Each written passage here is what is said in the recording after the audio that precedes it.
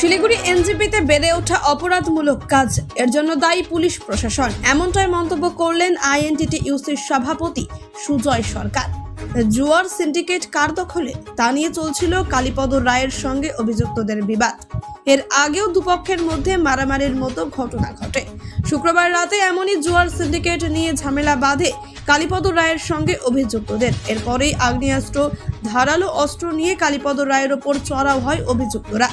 IOC গেটের সামনে কুপিয়ে খুন করে তাকে। তারপরে গা ঢাকা দেয় অভিযুক্তরা। তাদের খোঁজ শুরু করেছে এনজিপি থানার পুলিশ। তবে এনজিপিতে এই ধরনের অসামাজিক কাজ ক্রমশই বেড়ে চললেও প্রশাসন নির্বিকার।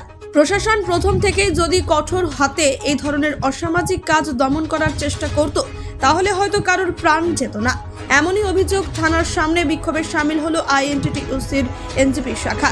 এদিন সভাপতি সুজয় সরকারের নেতৃত্বে এই বিক্ষোভ প্রদর্শন করা হয়। পরবর্তী সুজয় সরকার জানান, পুলিশি নিষ্ক্রিয়তায় এই খুনের জন্য দায়ী। অবিলম্বে অভিযুক্তদের গ্রেপ্তার করার দাবি জানান তিনি।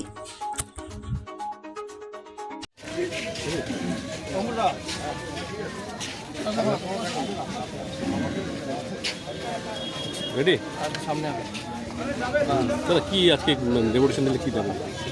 গতকাল রাতে আপনারা প্রত্যেকে অবগত আছেন যে একটা আইওসি সংলগ্ন এলাকায় একটা মার্ডার হয়ে যায় রাতের অন্ধকারে।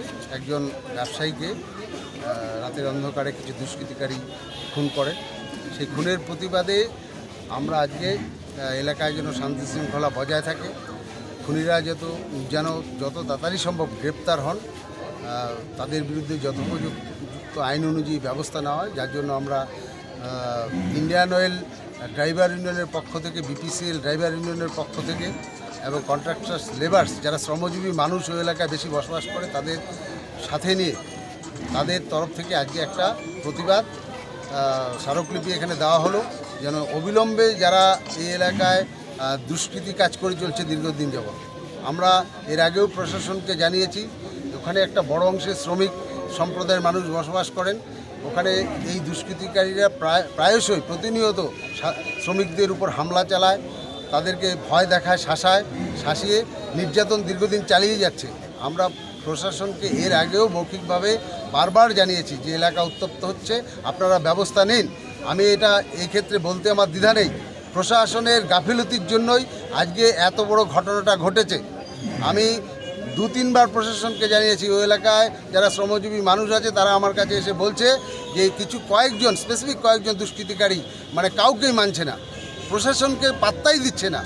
তা আজকে তার ফল এই গতকালকে খুন হয়ে যাওয়া একজন ব্যক্তি। কোন সিন্ডিকেট চলছিল ওখানটা? সিন্ডিকেট চলছিল নাকি আমি জানি না, কারণ সেটা প্রশাসনের দেখার ব্যাপার। কোনো যদি সিন্ডিকেট চলে থাকে সেটা প্রশাসন আছে, প্রশাসন দেখবে। আর আমাদের যে আইএনটিটিইউসি সংগঠন, যে ওখানে কন্ট্রাক্টার্স লেবার্স ইউনিয়ন আছে, আমাদের ড্রাইভার ইউনিয়ন আছে, বিপিসিএলে আমাদের ড্রাইভার ইউনিয়ন আছে, ওখানে শ্রমিক সংগঠন আছে। আমার বক্তব্য হচ্ছে শ্রমিক সম্প্রদায়ের উপর কোনো অত্যাচার, দাদাগিরি, এগুলো আমরা শ্রমিক সংগঠন বরদাস্ত করব না। আমরা প্রশাসনকে বিগত দিনেও জানিয়েছি, আগামী দিনে জানাবো, যেন দুষ্কৃতীরা কোনোভাবেই তাদের দৌরাত্ম্য না বেড়ে যায়। দৌরাত্ম্য বেড়ে গেলে এই ঘটনা ঘটে। গতকালকে তার দৃষ্টান্ত। অভিযোগ উঠছে যে এই সিন্ডিকেট নিয়ে এই ঝামেলাটা শুরু। কোথায় সিন্ডিকেট চলছে, কি চলছে, এটা তো টোটালটা প্রশাসন দেখবে। আমরা শ্রমিক সংগঠন করি। দিকে আমার ভাই হোটেলে খেতে গেছিল, 11টার দিকে হোটেলে 12টা বাজে না, যাই হোক 12টার দিকে খেতে গেছিল। খায়ে ও ফিরে আসছে ওর বন্ধুদের সাথে। ফিরে আসার পরে ওরা উৎসব টুকাই, ওরা 3 ভাই, তারপরে নবীন, ওখানে এভরিথিং লোক ছিল। ওরা জুয়া খেলছিল। ওরা জুয়া খেলার পরে ভাই ওখান থেকে গাড়ির থেকে নেমে বললো কি এখানে কি হচ্ছে, তোরা জুয়া খেলতেছিস, এই কথাটাই বলছে।